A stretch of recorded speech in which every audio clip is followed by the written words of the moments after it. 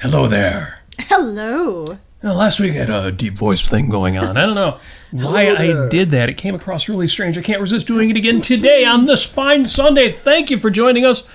This is 5 Minutes with Robert and Amy Nasir. And you, all you good people, some of whom are already in the chat. And yes, I've got it up on both sides, Facebook Live and YouTube, all the place that you, if you're listening to this later on a podcast, you could be watching us live and engaging in the chat. And that's good because I want to hear from you in the chat because short show. Okay, I always say it's going to be a short show, like 5 minutes or something, but I don't have that much today. Depends on what I have to say. So it's all going to be whatever Amy's got on her, and you. And I want to see you, hear you in the chat. I see Jim on the Facebook side or the YouTube side. That's super cool, helping get our YouTube numbers up. If you're not already subscribed, you know what to do. Wait, if you're not already subscribed, you don't know what to do. Let me tell you what to do. Hit that subscribe button.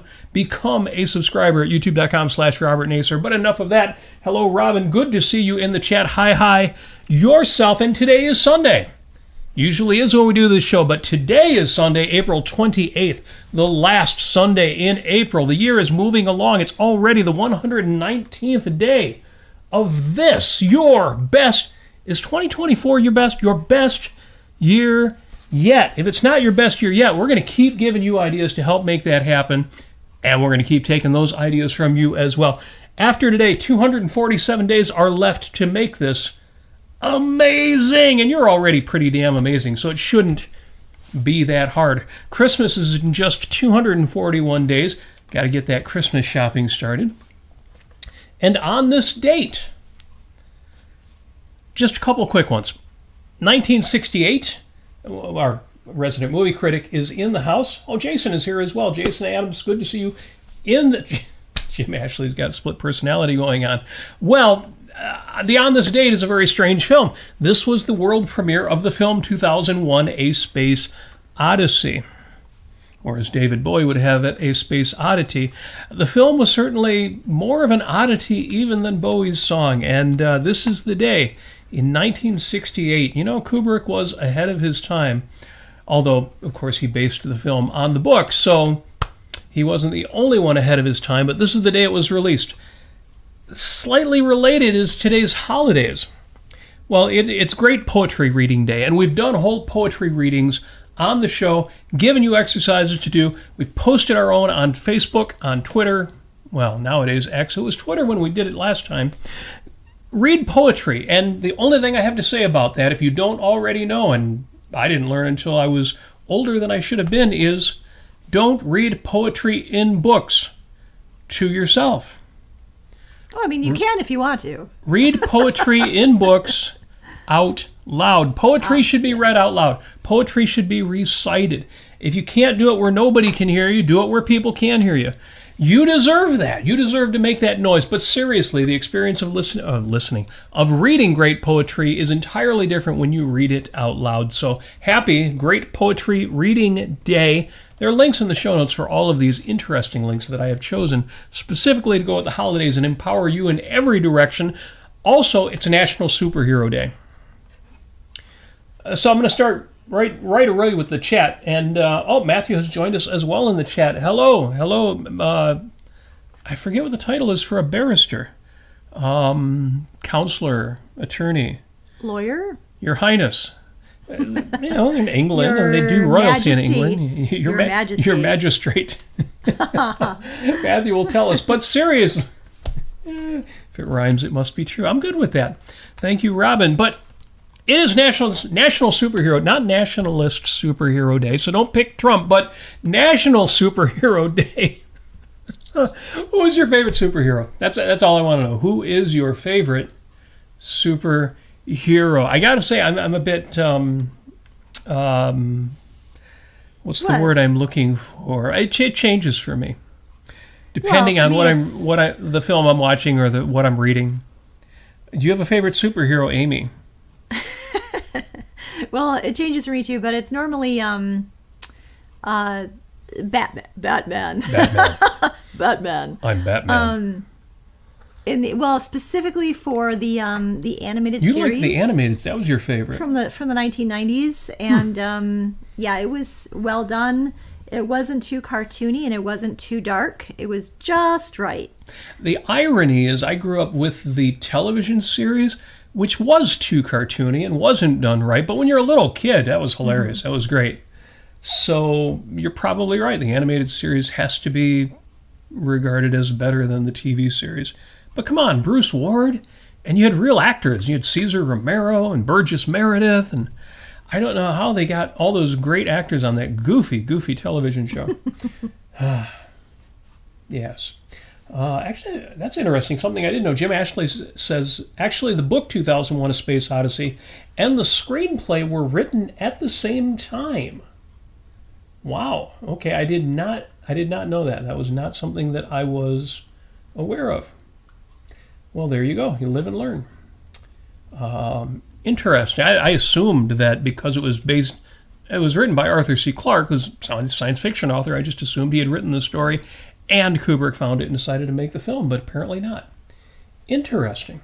Well, cool. Thank you for that. And just make sure I'm a solicitor advocate. Initially qualified as a solicitor, then did it. Okay, Matthew's giving us background, but do we address you as solicitor advocate? I don't know, maybe it's just Mr. Humphreys, Master Humphreys. Anyway, where was I? Lost again. I told you this would be a quick show because I don't have much to say until Amy gets going. Birth dates. Real quick birth dates of James Monroe. The birth date of James Monroe. And in researching our 5th United States president, something I didn't know about James Monroe. He was born on this date and he died on July 4th. I thought that can't be right. They got it mixed up. Because, famously, Thomas Jefferson and John Adams, who were great friends and pen pals and occasionally rivals, they had this real kindred relationship.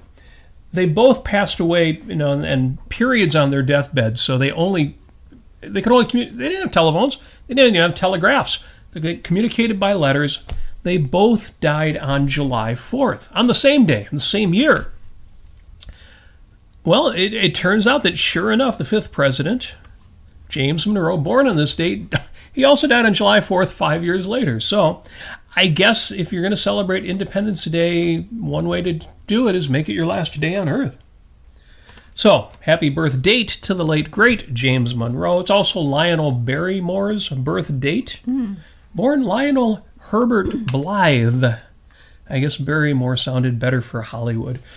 We've done whole long discussions about is It's a Wonderful Life a good film or a bad film? Is it anti-capitalist? Is it anti-objectivist? You know my opinions on that. For me, it's not a question of do you like the film, it's why you like the film. There are good reasons to like that film. There are good reasons to hate the film. Lionel Barrymore, of course, famously Mr. Potter. Sad that he gets the reputation for playing villains, but there's good money in playing villains versus being a villain. I guess for some people there's money in that too. It just doesn't last. But happy birthday to Dr. Kildare. That is Lionel Barrymore, and yes, of course, Mr. Potter in It's a Wonderful Life. We have Harry Potter. The name did get redeemed. It's also the birth date of Harper Lee, our favorite one-hit wonder novelist.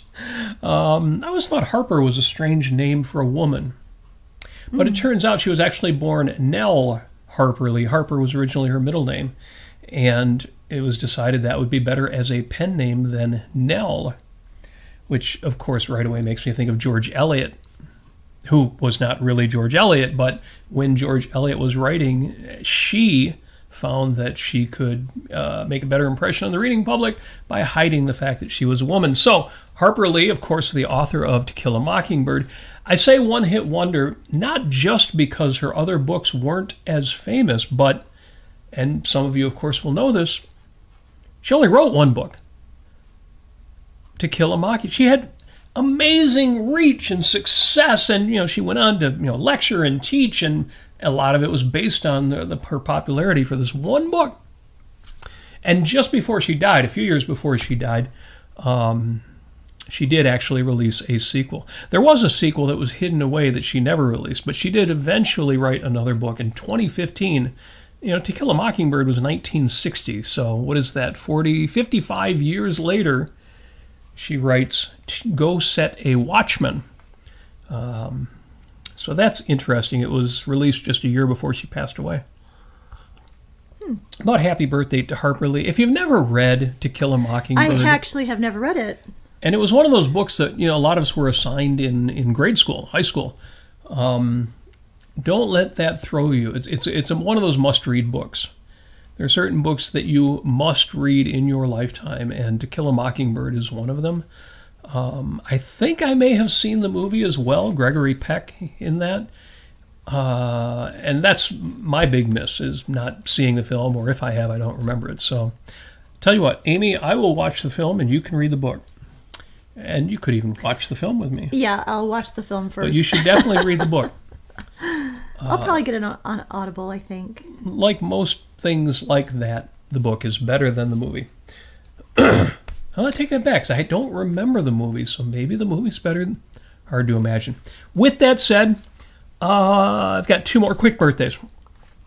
One of them's Ann-Margret, just because I know there's going to be Ann-Margret fans out there. She was awesome. Awesome in all the ways, not just great actress, but great singer. But the thing we all love the most, which is she projected enormous joie de vivre, lust for life, passion. So happy birthday. And she's the only one on my list today who's still alive. Ann-Margret, age 83, born in 1941. So a very happy birthday to Ann-Margret Olsson. Olsson being Swedish. She was born in Sweden. Did not know that. So there you go. And finally, the last, I want to celebrate the birth date of someone we lost a little while ago, but Carolyn Jones, who I had only ever seen as Morticia in the Addams Family. But since we've been catching up at old movies, she's now showing up in old films as well. Just what a unique, kind of like Ann-Margret, or unique personality. The kind of person you wish you could have gotten to know, even though there's a bit of a spooky aspect of it. Like, can't imagine what it would be like to be with that very unusual and person. So, as far Carolyn Jones, as far as I understand, she wasn't weird or anything. She just played somebody who was weird on television. Yes. But yeah, she died. Sadly, she died very young, and well, not very young, but young enough. And it would have been nice to see her do more. Yes. Okay, Jim is correcting me. He says, didn't Lionel Barrymore play Dr. Gillespie in the Dr. Kildare movies? Yes, I didn't mean to confuse the two or make it sound like that. Sorry about that. He also says the movie To Kill a Mockingbird is excellent. And on that note, attorney, I already lost his count, solicitor advocate Humphreys, says Atticus Finch, the lawyer in To Kill a Mockingbird, one of the reasons I went into the legal profession. So, yes, take my recommendation. If you've never read that book, it is a life changer, especially in Matthew's case. It's that good. Not, just that it's a well-written story, but it's a great story and makes you want to be more like the people in the book, or at least, well, I'll leave it at that. I don't want to put any spoilers there. That's all I've got for the On This Dates. I told you that would be quick. I don't have much under shameless self-promotion in what we're listening to this week. So you said it was Poetry Day or Poetry Reading Day, or what was it? It is Great Poetry Reading Day. Well, okay, this goes out. Okay, first of all, this is I found a poem by Charles Baudelaire. All right. And I usually don't. I actually, when I was much younger, and I was a Nietzschean existentialist, punk rocker. You're not anymore. I'm sorry. Go ahead. So I would read a lot of Charles Baudelaire poems, and I thought, it'd be great. This would be a great goth song or a great punk rock song. So I actually just found one. Looked it up. I've never read it before, but it's called Get Drunk. Get Drunk. Okay. Yeah. I would love to read this in the original French, but so real quick here, it's a quick one here, so I'm going to try to go as fast as I can and not slur my words. Ha ha ha. All right. Always be drunk. That's it. The great imperative. In order not to feel time's horrid fardel bruise your shoulders, grind you into the earth. Get drunk and stay that way. On what? On wine, poetry, virtue, whatever. I wouldn't put whatever there because virtue's too important. But get drunk.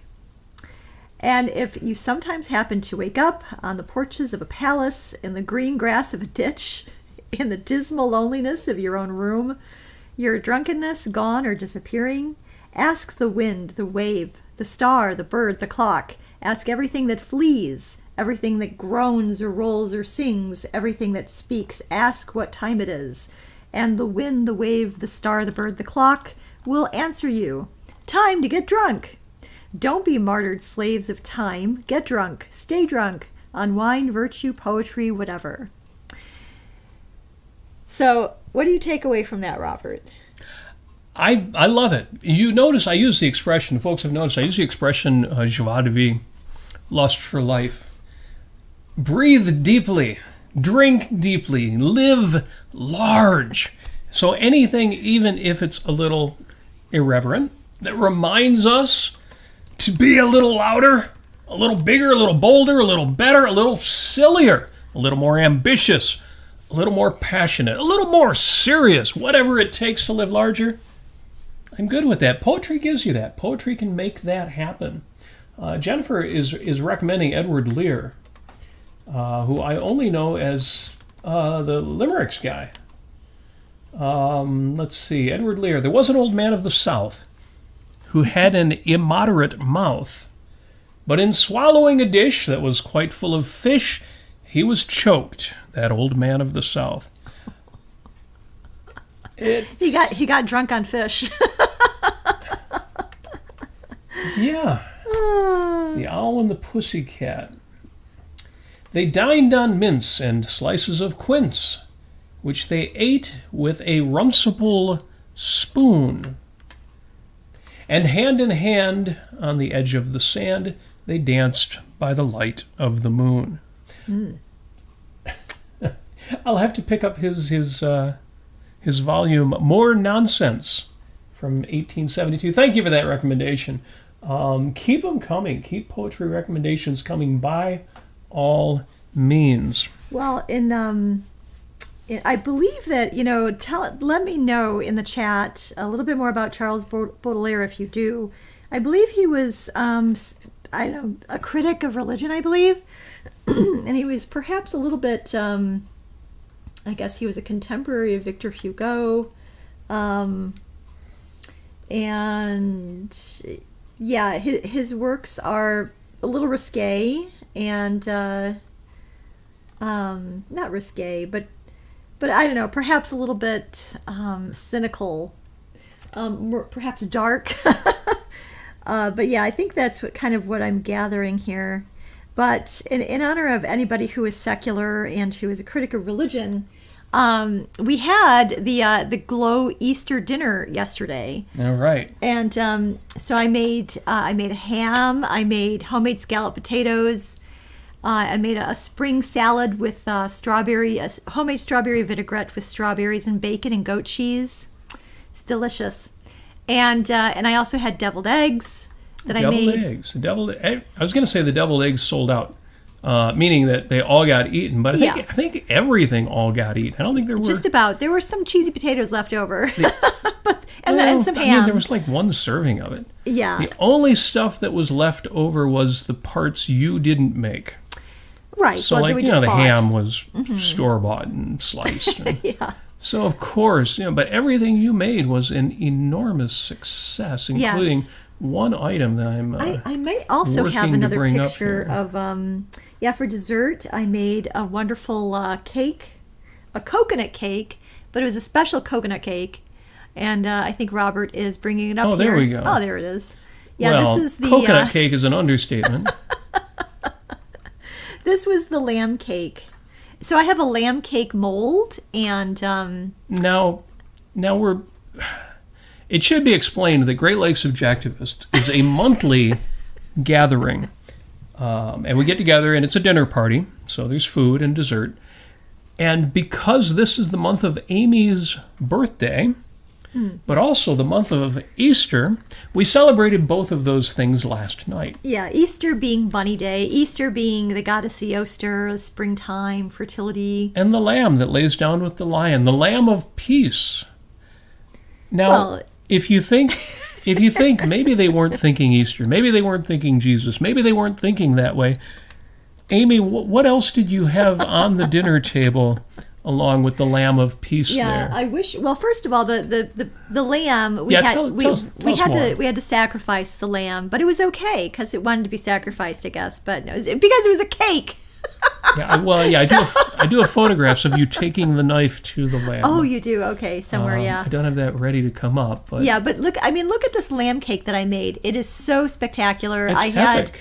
I had a nice piping. It almost looked like a caulking gun, but this nice frosting piping device, and that made it a lot easier. This is really lovely. This is all from scratch. Cream cheese frosting that had some coconut extract in it, and then the cake had coconut in it as well, and coconut extract. It was a nice coconut cake, and the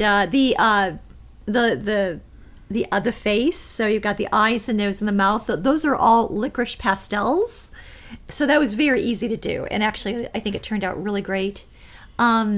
Oh yeah, we're taking the knife. There is taking the knife to the lamb. The lamb is being sacrificed. This is if it's going to be virtuous, if it's going to save our souls, apropos of the Easter holiday, then at some point it's got to be slaughtered. But so anyway, Poor lammy. it was a pretty lamb. But I would say that it has nothing to do with Christianity. It has everything to do with springtime and the lambs being born around this time, especially Greenfield Village. Yeah, nothing to do with Easter. So what else was on the table there? I forgot to take a picture of it, but maybe you did. But it was basically I had a plate, with a small container of salsa in the middle of it, and you put like chips around it, but instead of chips, I ordered this online from the internet, on Amazon. I was not part of this, really.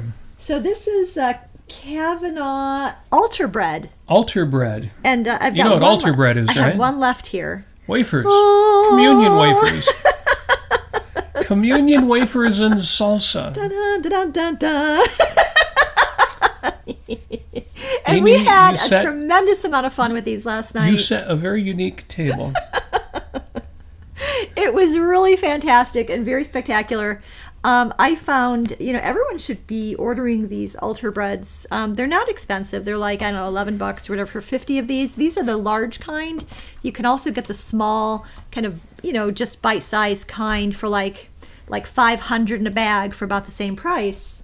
And it says made from only pure wheat flour and water. How pious. Outrageous. Outrageous. Yeah, what else does it say here? Yeah, so there's one company in Greenville, Rhode Island, the Kavanaugh Company, that bakes and packages these The for ingredients. altar bread. What do you mean bakes? And what's baked? The ingredients on this are wheat and water. You would think it would be wheat and wine, but I guess that was before the water got turned into wine. It's the eclipse.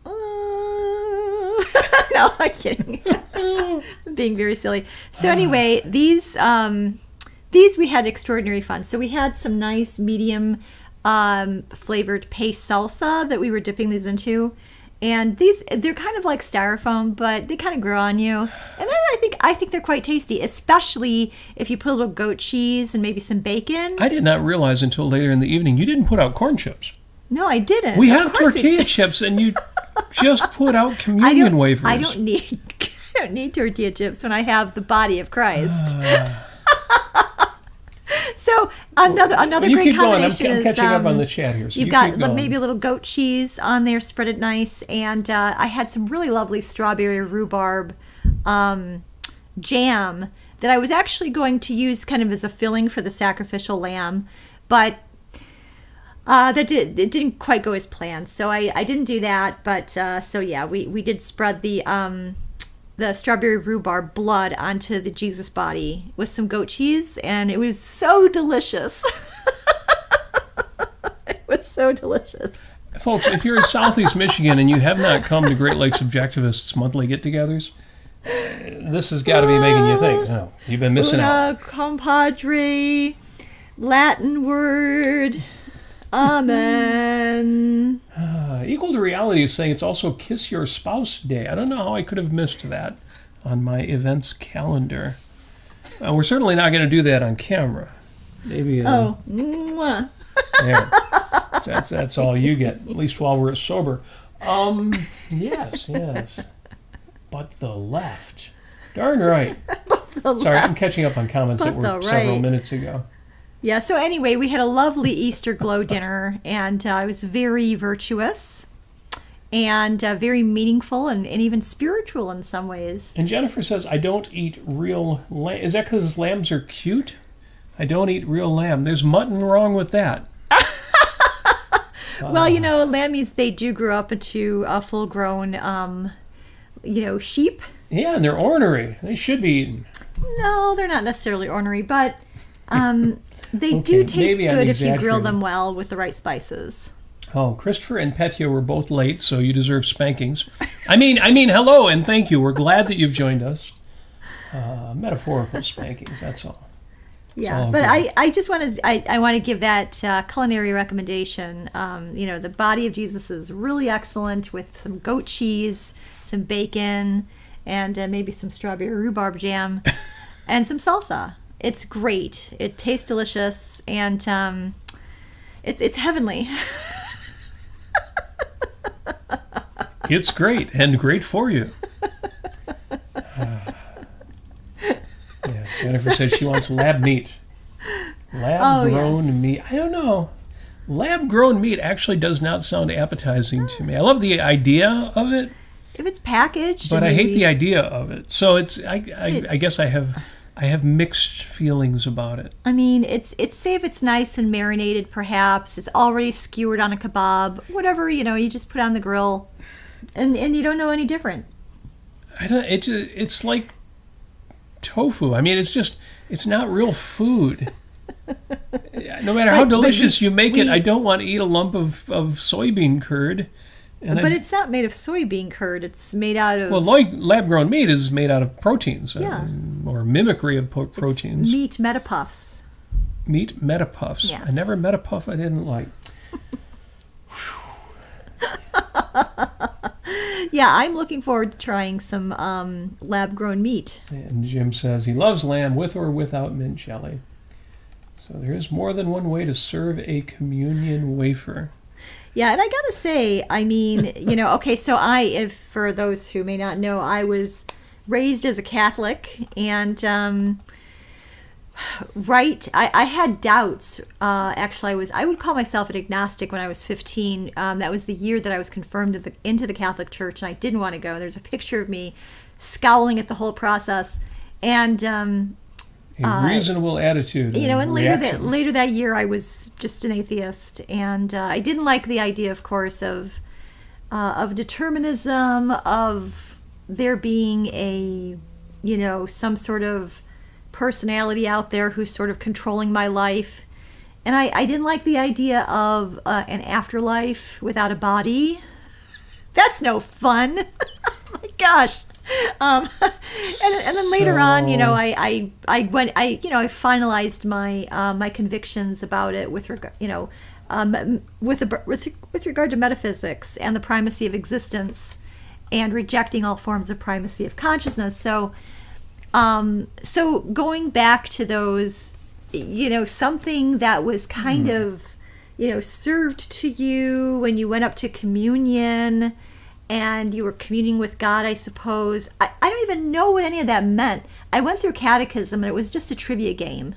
The amazing thing is nobody still knows what any of it means. And every time I went to confession, I just felt such guilt, because they would make you say, "Oh, it's been 3 years since my last confession," and then you think to yourself, "Oh my gosh, where did the time go?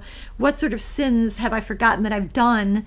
Will I ever be forgiven for those? Will I ever get into heaven?" And it's just such needless worry. And then you do things that are not even moral. It's not moral to take a rosary and to pray, to recite something that you've memorized. Our Father, Hail Mary, or act of contrition. You're just sitting there just saying these things that you've memorized for 50 times, another 50 times, another 100 times. Where does that get you? Nowhere. That doesn't give you any tools for living, for any kind of moral principles. There's nothing there.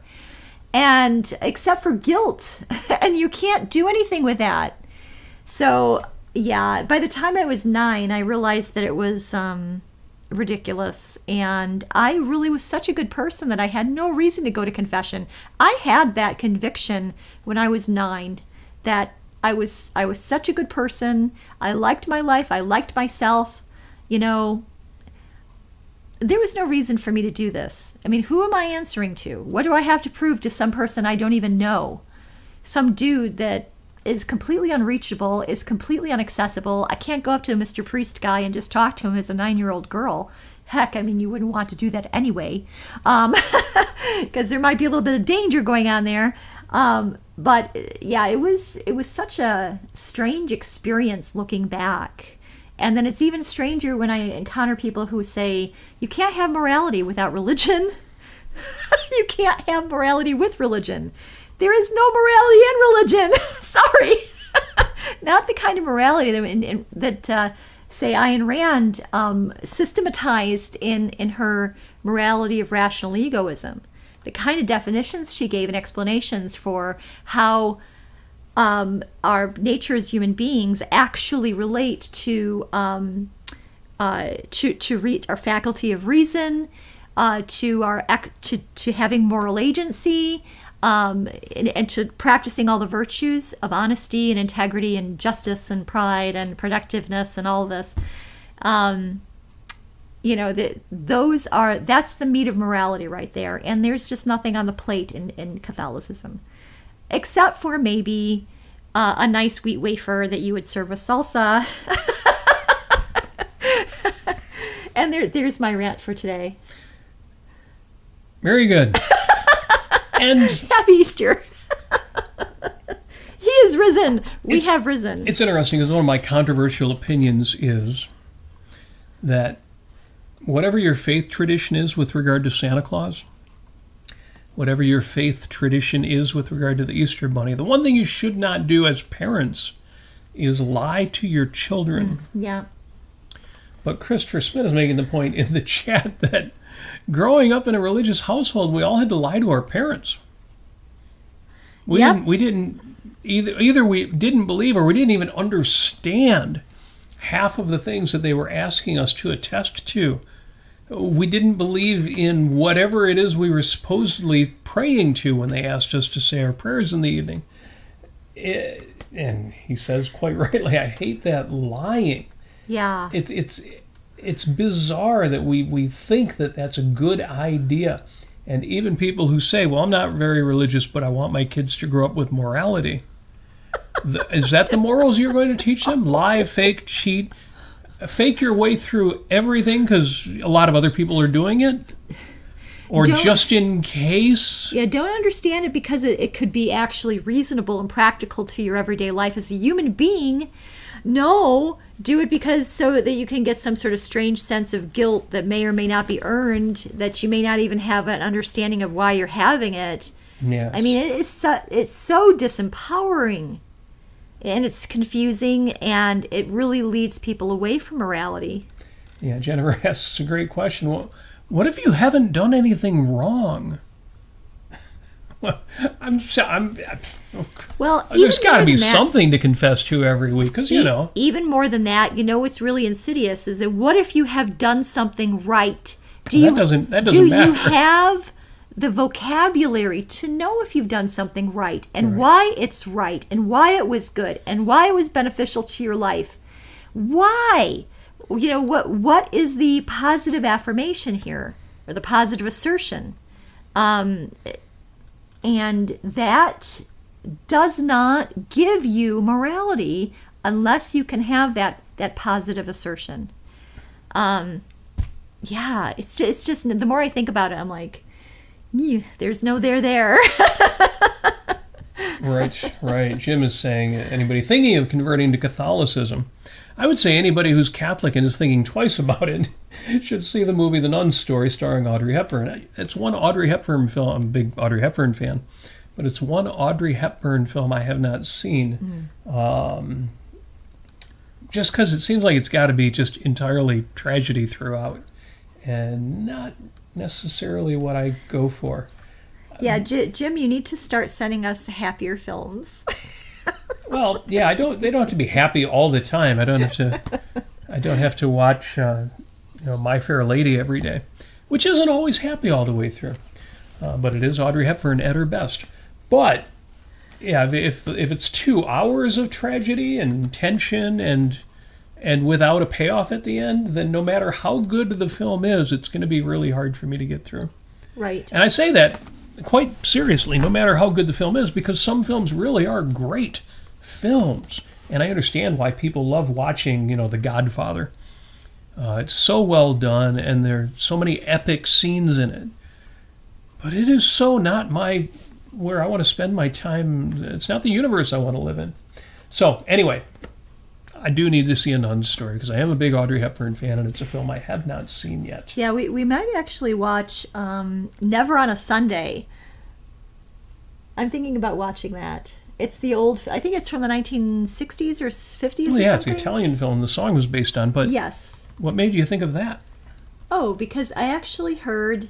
So, Never on a Sunday is a song that I absolutely love, mainly because when I was in high school, I had a part in the concert band to play it on my alto saxophone. It was actually a strange part because it was second chair, and so it was a harmony part, which I always love harmony parts. It's so fascinating to see how they fit in with a melody and how it fits into the other, the other parts of music for the other instruments. Anyway, it's a fast part that I loved playing it as fast as I possibly could. But if you ever track down, I think the best version, it's just an instrumental, but Liberace has an excellent version of Never on a Sunday. So I highly recommend that version, not just because it's Liberace, but he does a lovely rendition of it, and it's so sparkling and twinkling, and it's a great version. It's very cheerful. So anyway, I'm just curious about that movie and watching it. So that's plenty of reason to check it out. So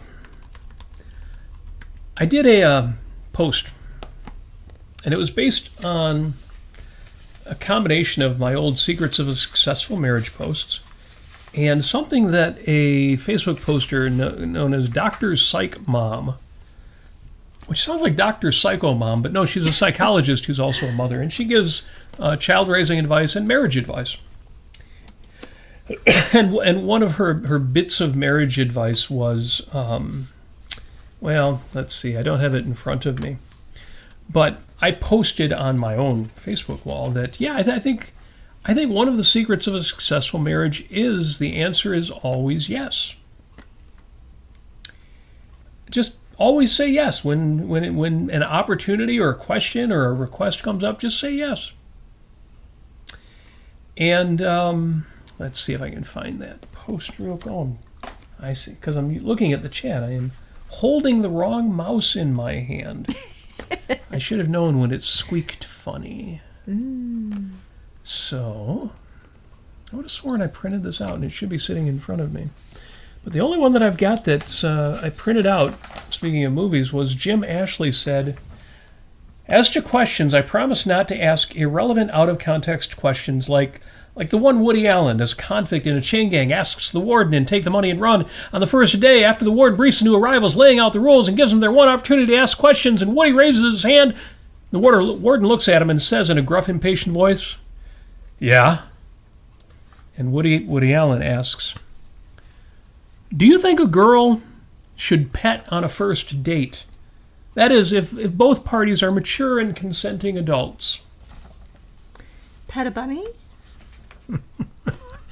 And it's funny that Jim did that in his usual irreverent, clever manner. And it's funny, too, because we've talked about this before. No, not petting, but how things have changed. Kids these days don't know what petting is. You're right, petting is what you do with rabbits. Well, hopefully not what it used to mean. Petting, it took me back to other bad expressions we've let go of, like first base. Yeah, I mean, I remember when people used the word necking. Necking. Making Yeah. out was, necking. You go up on top of Lovers Lane Hill and in your big giant car in the 50s, and Yeah, I think necking was first base, but it usually led to second base, which was to petting. heavy petting. Heavy petting. Well, maybe that was 2.5 base or something. Yeah, and it was funny too. Well, funny. It was quirky too because it's a lousy metaphor. Because depending on who you're talking to in high school, because face it, once we all graduated from high school, we didn't talk that way anymore, right? But people had different ideas of what was first base, what was second base, what was third base, what was fourth base. I always thought the best answer was, well, I won't get into it. First base was kissing. First base was, because some people thought first base was holding hands. Second base was kissing. Third base was petting. But when I was young, the distinction between second and third base was basically petting, hands over the clothes versus hands under the clothes. Oh. Yeah. Fourth base was sex, no penetration. So many tiers of this. Because that left a home run for what people thought was the best thing about sex. And then, of course, we grew up and learned, wait, there's way more than home runs out there, too. So, anyway, this quirky quote, joke in Take the Money and Run. Do you think a girl should pet on a first date? That is, if both parties are mature and consenting adults. There are 25 different conversations about sex and romance and humor that could come out of that. So I know Jim was being irreverent, and that is irreverent and funny, but we could do whole shows on that. And that explains the shirt. Why are you not wearing a jacket today, Robert? You always wear a jacket. Why are you wearing the irreverent Life Gives You Lemons shirt? And the answer, well, of course, when life gives you lemons, make lemonade. When bad things come your way, make good opportunities out of them. I always say, when life throws lemons at you, great, because, free lemons. So cool.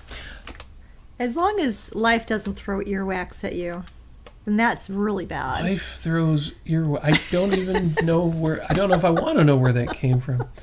I don't think earwax actually exists. I've never been an earwaxy kind of person, but the only thing, I think earwax is just something they put in Bernie Bott's all-flavor beans in the Harry Potter series just to make us go, ew. Ew. But here's the thing. Don't stick your finger in your ear and then put it in your mouth. I'll just say that. Well, as the as the Q-tip manufacturers remind us, don't ever put anything in your ear except your elbow.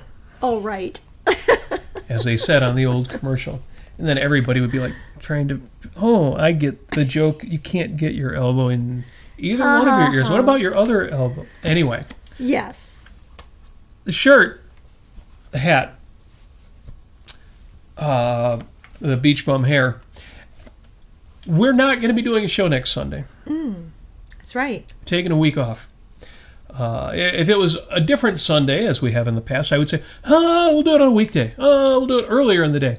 No, this time I'm not going to get into all of that. We're just going to and that gives you one Sunday, because you are faithful and devoted watchers of the show at our usual time, Sunday night, 6 p.m. Eastern Time. That gives you a day off.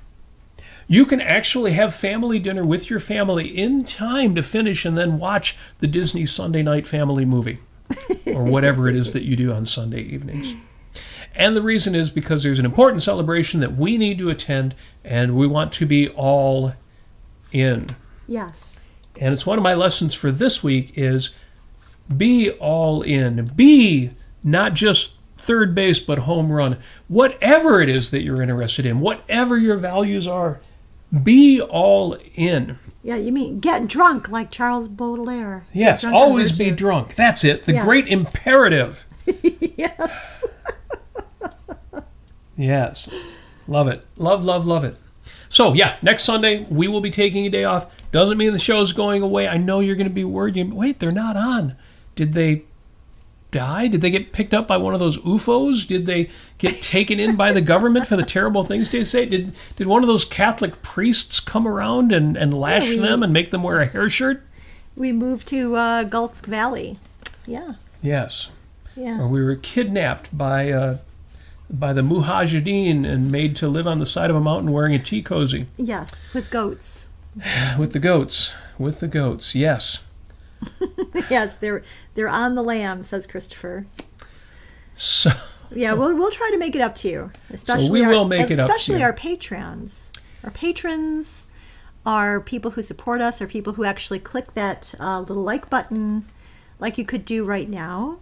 Especially those people who have subscribed. Yeah. Especially those people who say, you know what? This Robert and Amy people, they cheer me up, and you've been down lately, and I thought this might cheer you up. So, if you know anybody who might be cheered up by my interesting creative ways, culinary ways to dress up a wheat cracker, send that along. Right. Oh wait, I skipped over the main point. Again, I shared a post by the psychologist. She put out a meme that said, how about you trying saying, it's a strange way of phrasing it, how about you trying saying yes? Now in this case you can tell she's talking about marriage relationships. But consider how this applies to every relationship. And she writes this, when your partner suggests something, try saying yes. I thought, damn, I gave that advice back in 2014. But she says, and you can alternate this with sure or good idea. Yes, obviously, say it in words that are firsthand. But okay, she says, if this sounds alien to you and you wonder, well then how will my needs get met? Or won't I be victimized? Well, this is a negative worldview learned growing up, and it is constricting and sabotaging your relationships. Everyone is not out to get out. It's a strange way she put that. And relationships work best when people are positive and flexible. Now, obviously, that sounds like something that I could have written using better words and language, but still, I thought that was great. So I shared it on my Facebook wall. I know a lot of you aren't on Facebook, but if you are, you'll see that on my wall with my comments that I have made it a personal standing order. The answer is always yes. And while it's made me do a few foolish things, it's usually worked out very well. The old adage is true. In the end, we will regret. Let me start that again. In the end, we will regret far more the things we didn't do than the things we did. So say yes. Yes to everything. And to the objection. And I hope you're thinking of this not just about people in relationships. This is your friendships. This is your family. This is your job opportunities. These are your ambitions. To the objection that reality, time limits, money, places constraints on that. Well, that's true. Let's quit our jobs and fly to Paris this weekend. That might need a bit of reality sizing. But don't let, I don't feel like it, or I won't like it, or, well, that's not my thing, or I work too hard and I don't have the energy for that, or I'm not good at that and I'll feel stupid or awkward or embarrassed, or how come we never do what I want? Don't let any of that stand in the way of saying yes. And yeah, you don't want to be a pushover. You don't want to be a milquetoast. So do make sure that your needs and your desires are also being met. And don't just say yes. Put your aspirations out there. Give your partner a chance to say yes to you. It sounds like you're reaching out to people and giving them the opportunity to value. Yeah. And that's why as soon as I posted this, I thought of our show on wisdom and affirmations. So I've posted those shows in the show links in the description on YouTube. I actually re-listened to the first one of the show links that I posted there, the Speaking Words of Wisdom episode, and I thought, man, these guys are good. Well, it's us. Of course it's good. Of course it's good. Yes, yes. And there is good stuff. In fact, my Post-it note for this week comes from that episode. It's not the same Post-it note, but it actually goes back to our episode Extreme Ashtray, in which we talked about ownership, taking ownership, including the way Gail Winan took ownership of things like ashtrays that he would pick up in a dime store, and talk about how it became a special thing, an elevated thing, just because it was his, because he owned it, he chose it. My Post-it note for the week. I put up a Post-it note all week. It reminds me of things that I already know, but that I need to do better at, do more with, take greater advantage of, squeeze the value out of. My Post-it note for the week just says, own it. And that is what I want you to do about everything. Now, I've been accused of, and I've discussed, toxic positivity in the sense that, well, if I take ownership of things I didn't do, bad stuff that happens to me, it'll make me feel guilty. It'll make me feel like I'm making things. No, it won't. It is a risk, and you've got to be careful about that. When something bad happens to you, you say, I'm going to take ownership of that. Why would you take ownership of that? And the answer is, when you take ownership, when you say, this is mine, this life circumstance is mine, this thing that happened to me, this thing that came to me, whatever it is, it may not be my fault, but it's mine and I own it. Well, as long as you own it, as long as you take ownership, as long as you don't think life is happening to you, but life is what you are living, you remain in the driver's seat. You get to choose what to do about it. You have the power.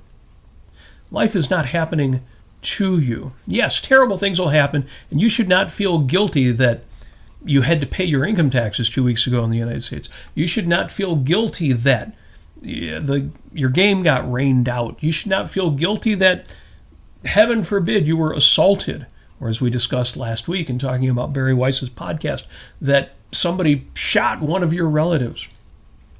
But you should say, okay, this is what happened. Now what do I choose to do about it? Take ownership of everything. That's why if you look at the Post-it note for the week, it actually says in little tiny letters at the bottom, ownership is power.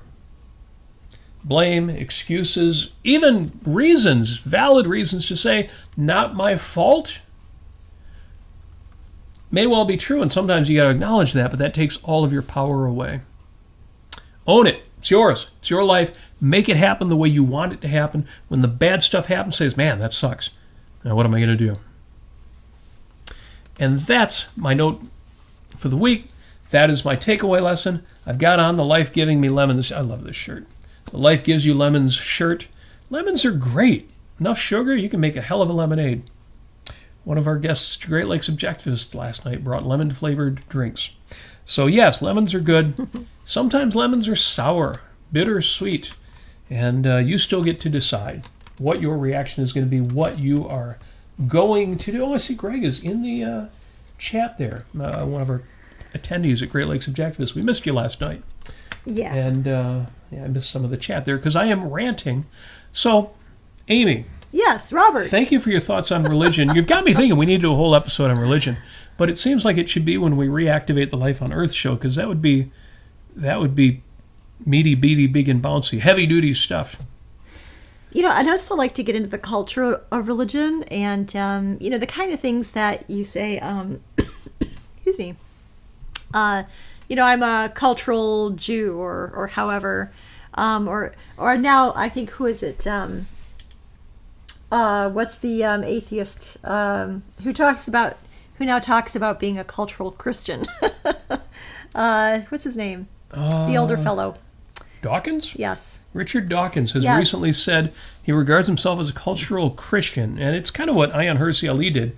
She was an atheist, but she realized that for the sake of culture, we need Christianity, so she regards herself as a Christian now. Yeah, I'd love to tackle all of that. Richard Dawkins apparently is on board with that. He actually used the expression cultural Christian the way people would often say I'm an atheist, but I'm culturally Jewish. Right.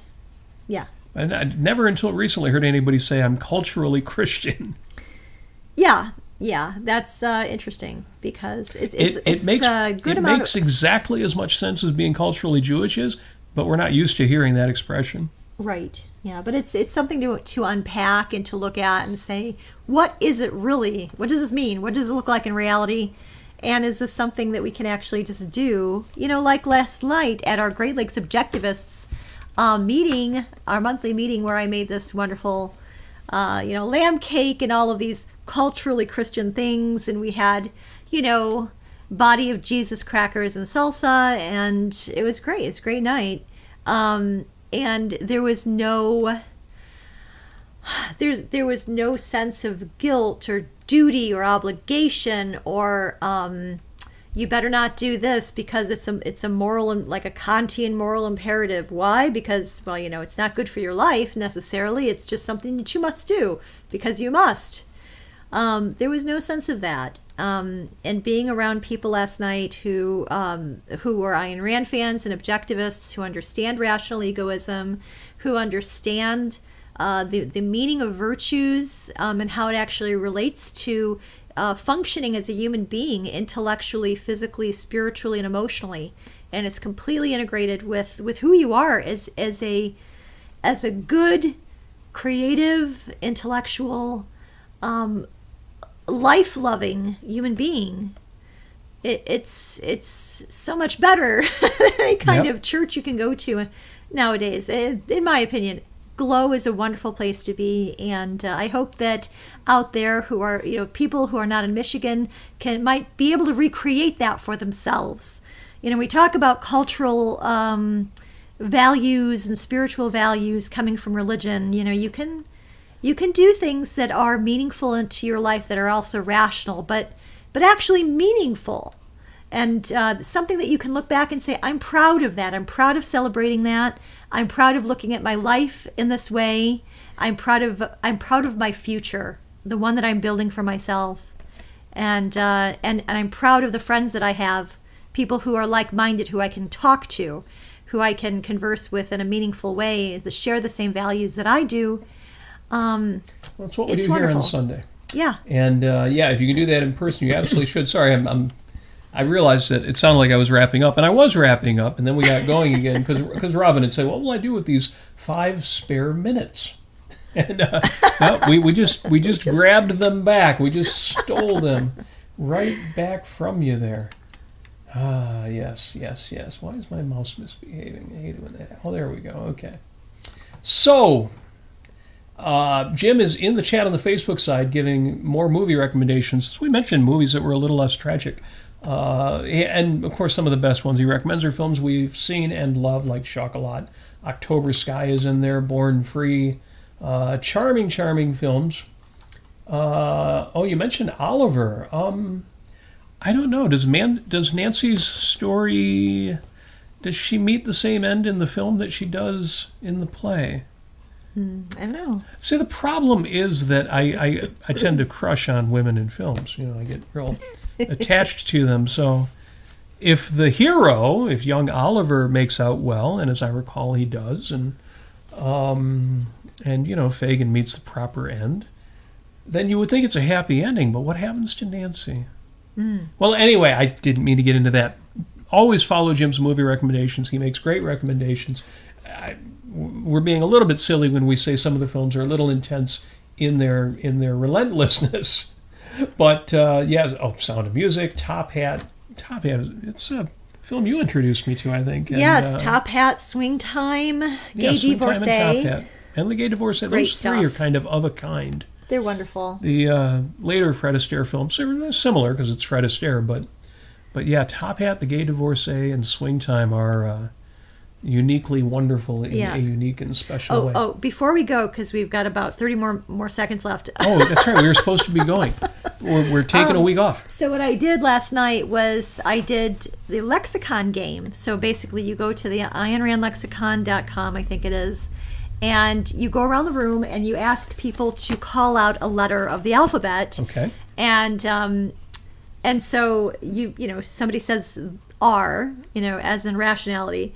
And I look up on the lexicon website those terms that start with R. I tried to find the hardest one. I think I used the term rationalism. But what you do is you try to find where Ayn Rand describes what that word means, kind of like a semi-definition. Yeah, if you know the lexicon, the first paragraph isn't always the definition. Right. So find the definition. You got to kind of scan through it, and you say blank is the whatever, whatever, whatever. Right. Read it without the word. Yeah, and